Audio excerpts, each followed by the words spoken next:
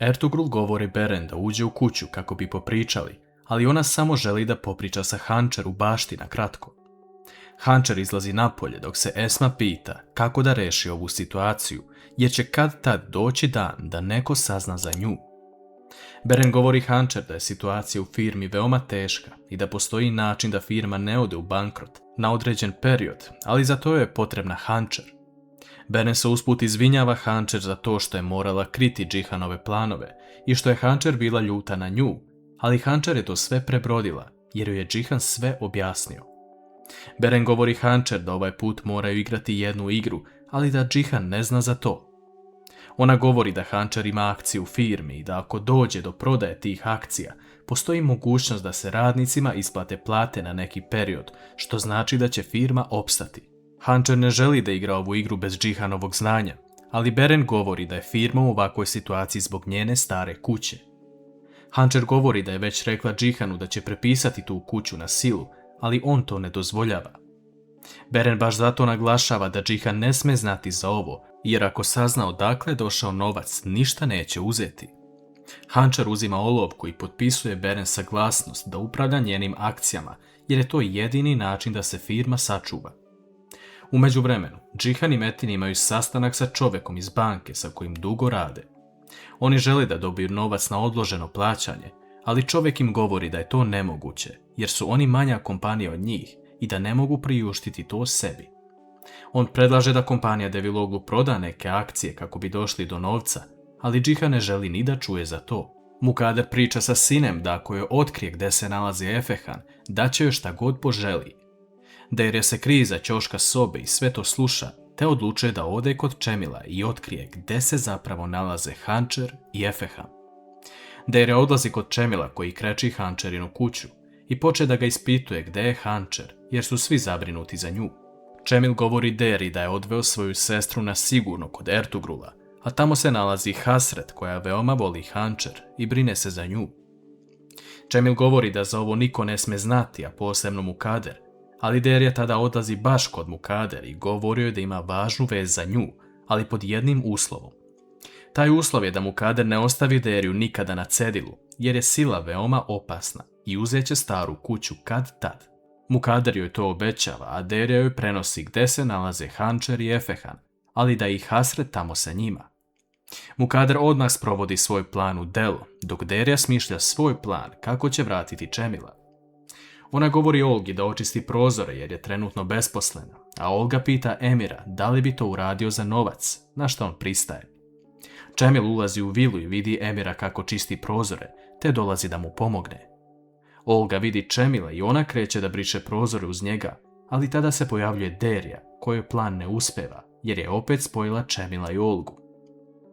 Mukader odlazi na vrata Ertugrulove kuće, koji trenutno nije tu. Hančer i Esma se uplaše nakon što čuju lupanje na vrata, a Hančer govori da će ovome sada doći kraj. Ona izlazi pred Mukader govoreći joj da su ona i njen sin na sigurnom i da Mukader nema pravo ovo da radi. Mukader besno ulazi u kuću i počne da viče na sav glas da joj da njenog unuka. Alije se u tom trenutku uplaši i slučajno pada sa kreveta. Hančer odlazi da pomogne Alije dok Mukader pokušava da otvori vrata u kojoj su Efehan i Esma, ali Esma svojim leđima ne dozvoljava Mukader da uđe unutra. Mukader tada uzima alat i govori Esmi da otvori vrata i da joj unuka, inače neće osjetiti njen bes. Esma govori u sebi da je ovdje kraj i da će izaći da se sukobi sa Mukader, ali šta će se ovdje na kraju desiti i da li će Mukader uspjeti u svom planu da uzme Efehana sebi?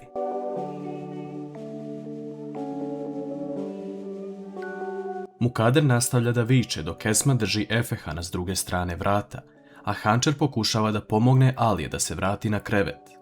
Srećom, u tom trenutku se pojavljuje Ertugrul, koji govori oštrim glasom Mukader da izađe iz njegove kuće, inače će se suočiti sa njegovim licem koje niko ne zna. Mukader govori da nigde neće otići bez unuka, ali Ertugrul joj kaže da se zahvali Bogu što je žensko, inače bi drugačije postupio prema njoj, te da sada izađe i ostavi Hančer i njenog sina na miru. Mukader izlazi, ali na vratima govori da će ovo zapamtiti oboma i da će doći dan kada će Hančer moliti da vrati svog sina nazad. Mukader se vraća u vilu, a Derija joj prilazi jer misli da je sve prošlo kako treba.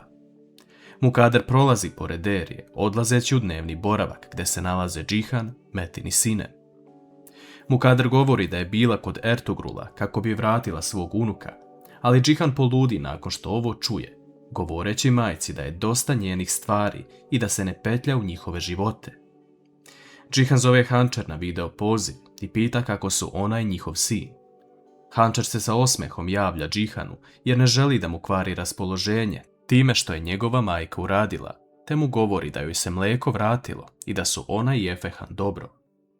Esma sluša Hančer kako lepo priča sa Džihanom i žao joj je što je ona razlog svega ovoga. Sutradan ujutru Derija sanja kako je Mukader izbacuje iz vile jer joj nije ništa dobro donela. Derija se budi uplašena jer je mislila da je san stvaran, ali budi se i opet srećna zaspi. Da li ovaj san može slutiti na nešto? Džihan odlazi u firmu, a Hilal mu govori da ga Metin čeka u hali za sastanke.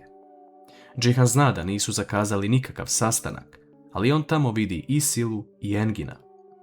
Džihan se pridružuje sastanku, a Metin govori da ih je sve okupio jer želi da dođu do kompromisa jer je firma u velikom problemu i da će svi potonuti zajedno. Sila govori da do ovoga ne bi došlo da je Džihan odustao od stare kuće, ali Džihan tada lupi šakom od sto, govoreći da neće doći ni do kakvog dogovora jer je on odlučio tako. Međutim, taj trenutak prekida Beren, koja donosi papire i dokaz da je stavila Hančerinu kuću pod hipoteku i digla kredit za firmu kako bi opstala. Sila poludi nakon što ovo vidi, a Engin govori Sili da izađu napolje kako ne bi napravila nešto što ne treba. Sila mu ispred kancelarije govori da je on samo čutao i ništa nije uradio, a Engin joj ljutito kroz zube govori da su oni sve uradili legalno i da ne mogu stati ovome na put, ali zato Sila može uzeti novog advokata kada god poželi jer neće trpeti njeno ponašanje kada nešto ne ide kako treba. Ovdje dolazi do manje svađe između njih dvoje i nadamo se da će Engin ubrzo shvatiti kakva je zapravo Sila. U vili, Olga još uvijek pokušava da dođe do Čemila jer nije sigurna dok je Mukader tu.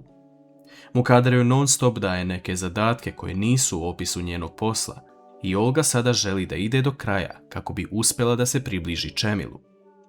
Ona sprema doručak za Čemila i odnosi u Hančerinu kuću, a Gulsum to odmah prenosi Deriji.